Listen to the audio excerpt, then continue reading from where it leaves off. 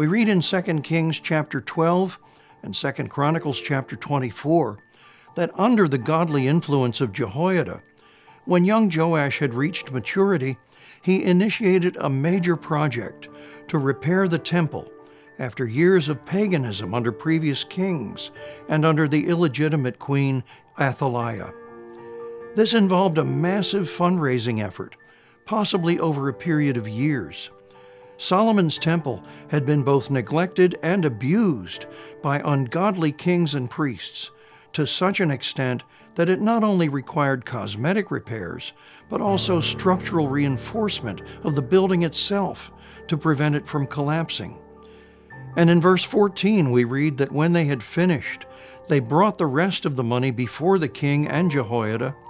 They made from it articles for the house of the Lord, articles for serving and offering, spoons and vessels of gold and silver. And they offered burnt offerings in the house of the Lord continually, all the days of Jehoiada. Joash, under the influence and spiritual leadership of Jehoiada the priest, remade the articles of the temple service that some earlier kings, as we have seen previously, had given as a ransom to pagan invaders in a bid to save their own necks. And with these remade articles of service, Joash and Jehoiada reinstituted the temple worship that had been so long neglected.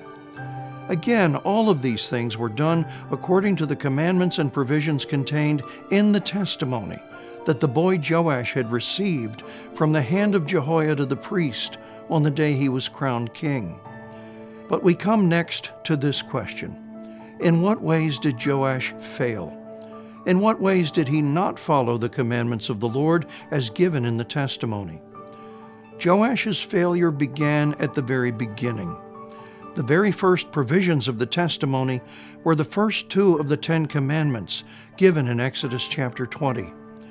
You shall have no other gods before me, and you shall not make for yourself a carved image, any likeness of anything that is in heaven above, or that is in the earth beneath, or that is in the water under the earth.